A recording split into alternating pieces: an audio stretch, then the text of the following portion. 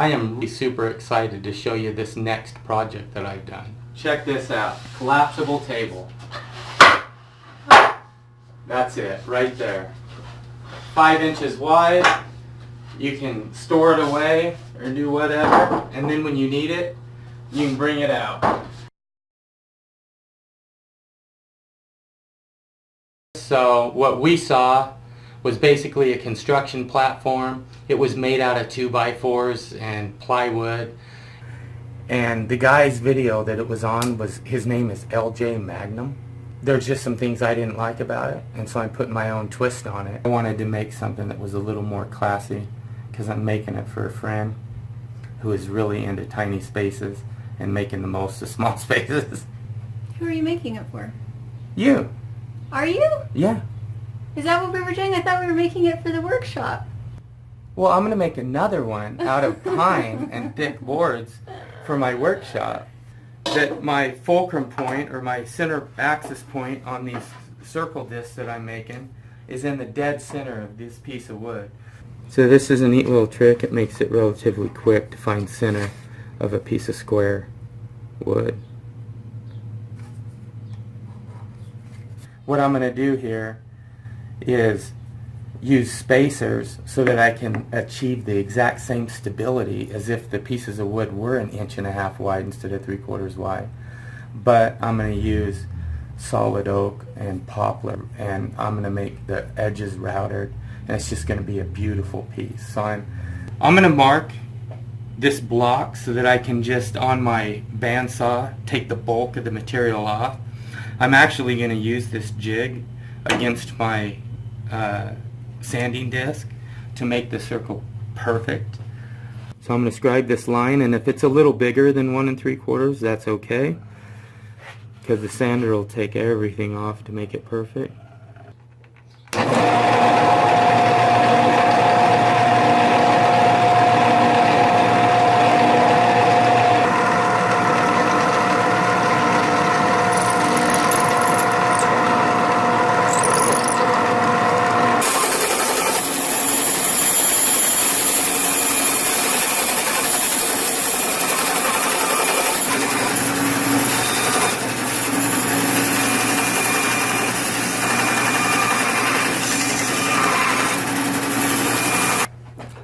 Here's my jig. I attached a little slider to it. Earlier I made this jig real quick, real simple, real easy. We have a separate video that we're making to show people how to make it. I want to get as close to my line as possible, so I turn it to a close spot on the block, and I just set it right up there to it.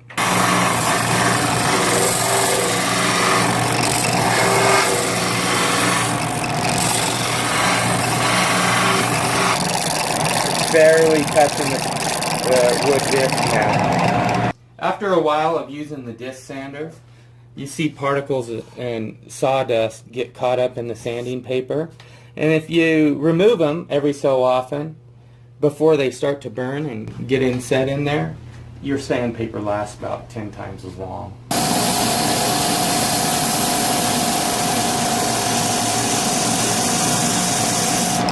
Look at that. It's just rubber stuff on there now. It's almost like a brand new piece of sandpaper. We want legs that are 3.5 inches wide, and so I'm going to have to set the width, measure over exactly 3.5 inches. Alright, I'm going to set up my tensioner that'll hold the wood tight against the fence as I slide it through.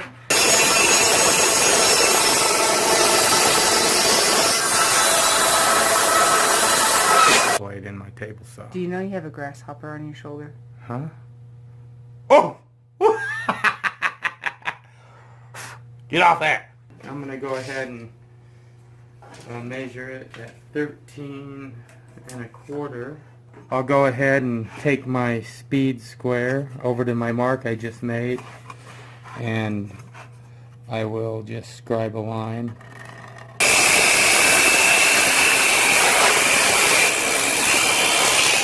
What I'm doing here is I'm just measuring the length on these. I want them to be 32.5 inches. So I got my shopsmith set up in the configuration of a drill press. I have 8 pieces of board that all need the exact same 1-inch hole augered in them. Oh yeah, let's get that. You see? It's going to land right on the mark. It's hard to see in the shadow there. Now that we got the piece lined up exactly where we want it, I'm going to put a stop piece on there. And I'm going to clamp it in place.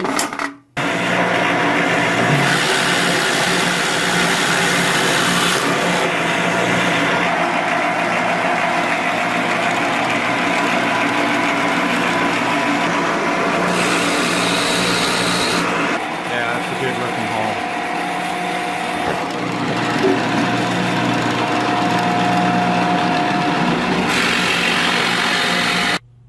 Okay, so we need a second hole on the legs only, drilled 13¼ in from the end. I'll just slide it right up against the stop.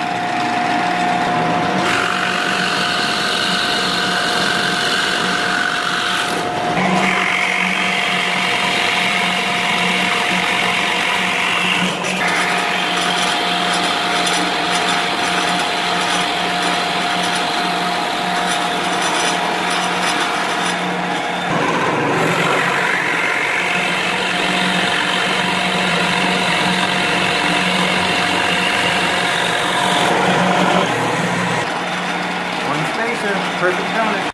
Okay, now we've got to cut the angles on the boards on the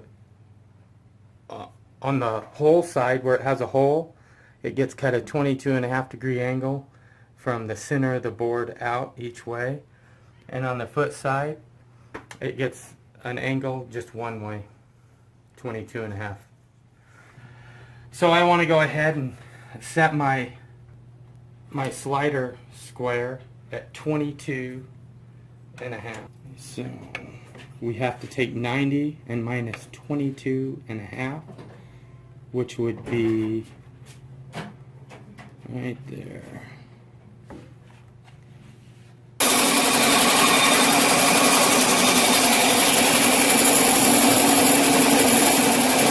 Looks like I was right on the mark. You can see actually part of the scribed line, about half of it, all the way down.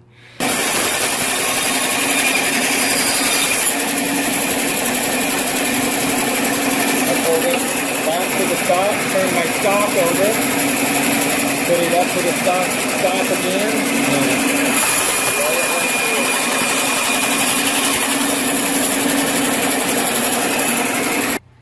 Now on the short pieces, which are the table sliding supports when it's erected, they only get an angle on one side.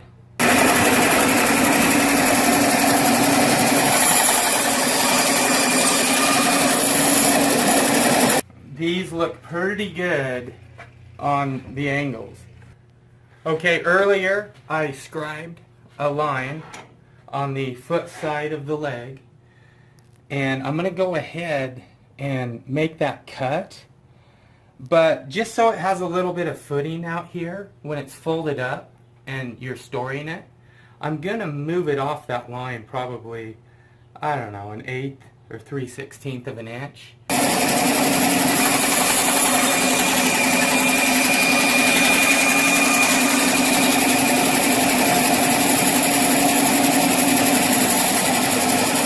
So when it's folded up and the legs are all folded together, it has something square to purchase on now. And there you go. Okay, the next step that we're going to do is, you remember all these donuts we made? 4 of them have to be rounded over on one side.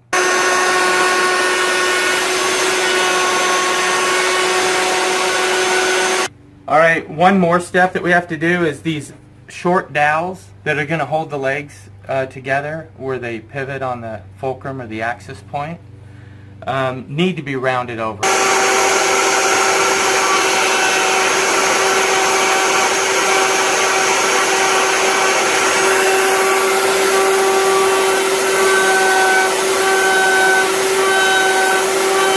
Why are you going to round it? To round it, and that's a good question. That's an absolutely good question.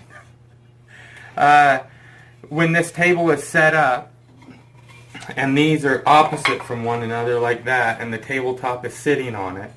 From the side view, you'll be able to see these, and I wanted to give them a nice soft manicured look. They're going to be rounded over and look really nice, and I just didn't want this squareness.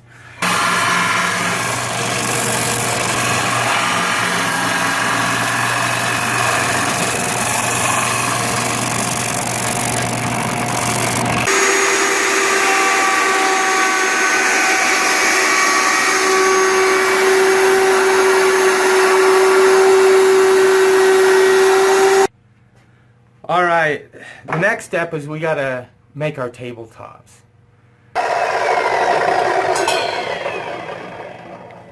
There we go. 1 3-foot piece of, oh!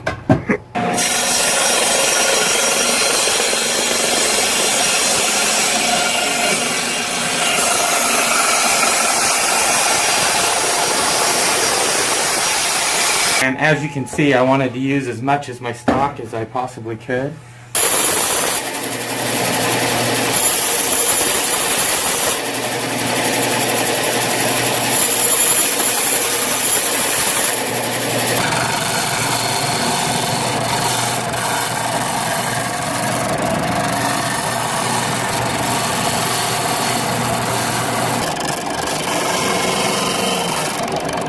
I'm just rotating it back and forth. So another really good looking, perfectly rounded corner. Right down here I have all laid out, all the pieces. You've off one side of those other shorter ones. And you'll see why when we go ahead and get ready to assemble it. Now it's going to make a little more sense why I rounded off the table support brackets. If you come down here and you look, when this thing is folded up, it just barely clears. It needed that tolerance because I didn't have to, but just for looks, I wanted to round off the end of the dowel and make it look like a nice little button. So when the table is erect, it's just kind of a soft manicured type of a corner.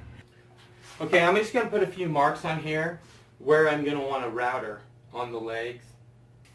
So both of these support brackets are going to be cut at exactly 24 3/4 of an inch. I'm going to measure up about 7.5 inches from the bottom of the leg there, and that's where I'm going to put my mark of where the support brace is going to fall.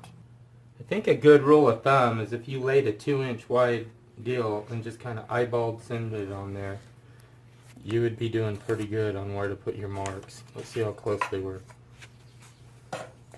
I'm going to go with that.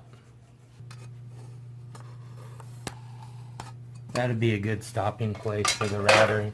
It's just a 1/4 inch round over. I just don't want it to round over where this meets flat and have it show that and not have that. Alright, it's all fastened together. It's a moment of truth.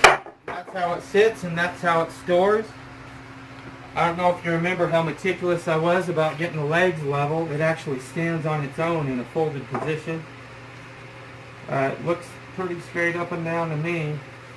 But it's 5 inches wide and about 32 inches tall. And that's all the storage space you need. And when you need a table, you just flop it up. Voila! A beautiful oak table. And it doesn't wobble at all. It's strong too. It's strong, it's not wobbly, it's steady. How much do you weigh? Like 205. Probably with my clothes on, 210. I like to make it special for whoever I'm making the gift for. And so if any of you have a story out there, somebody special to you that needs a really super special gift, I would love to hear it. I would love to, over the next few years, just collect thousands of those stories and see what I could do by networking with other people who do what I do to help facilitate that for you people.